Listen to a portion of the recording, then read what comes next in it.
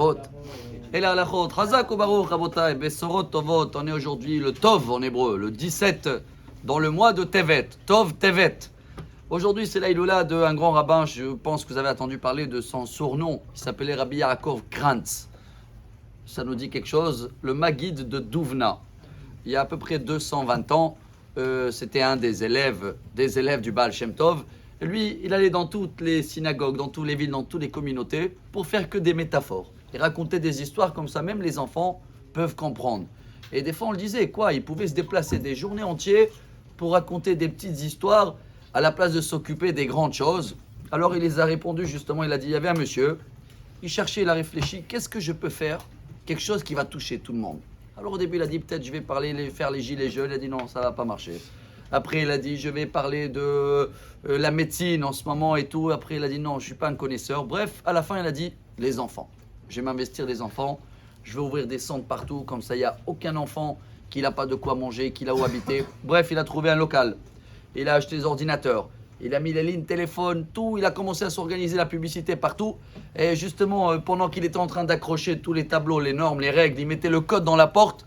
Il y en a deux petits enfants qui viennent avec un petit carnet. Bonjour monsieur, on ramasse de l'argent pour un petit orphelin. Il dit excusez-moi les enfants, j'ai pas le temps, je suis en train de m'occuper des grandes choses. Laissez-moi tranquille avec ces petits détails. Vous avez bien compris que ce monsieur n'a rien compris. Justement, toute la paracha et tout ce qu'on va parler en ce moment, c'est les tout petits détails. Que Moshe Rabbeinu, il est parti chercher le tout petit veau là, qu'il était le pauvre en retard derrière tout le troupeau. Si Moshe Rabbeinu, il aurait pensé comme certains politiciens oui, qui croient d'être des grands monsieur, ah non, moi je m'occupe des grands, moi il faut que je fasse attention à tout le troupeau. Et ils vont même se justifier en disant, mais attendez, je ne peux pas abandonner le troupeau, il y a des loups qui vont venir, je ne peux pas aller m'en occuper de ce petit là qui a soif. Mais Moshe Rabbeinu, chers amis, il sait que les petits détails, des fois, c'est ça qui font de nous des grandes choses. Il y a une phrase, je crois qu'elle est merveilleuse. Je vais même la lire. C'est Rabbi Yerucham Halevi qui dit comme ça en hébreu. En babria lo dvarim ktanim velo dvarim gdolim.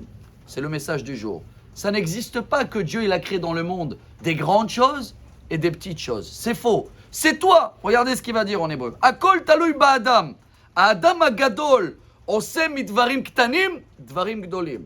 Ve'adam akatan oseh midvarim gdolim, dvarim ktanim. Traduction, dans tout ce qu'il y a dans le monde, Dieu il a créé tout pareil. Il n'y a pas des grandes choses ou des petites choses. C'est toi qui vas décider ce que tu vas le rendre grande, ce que tu vas prendre moins d'attention. Alors venez, on prend un exemple, chers amis. Je termine en beauté parce que même dans le négatif, des fois une petite action peut prouver combien l'homme est pas bon. Il y a une histoire très connue dans le Gemara, traité Baba Metzia, page 24.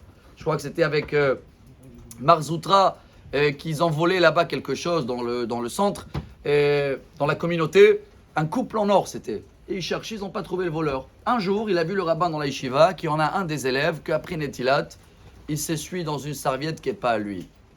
Il a attrapé, il a dit, c'est lui le voleur. Si quelqu'un, même dans ces petits détails-là, ne fait pas attention à l'argent des autres, c'est lui qui a tombé dans les grandes choses. Ils ont trouvé que c'était lui le voleur. Donc regardez combien chaque action, dans le bien comme pour le mal, représente ce qu'on est vraiment.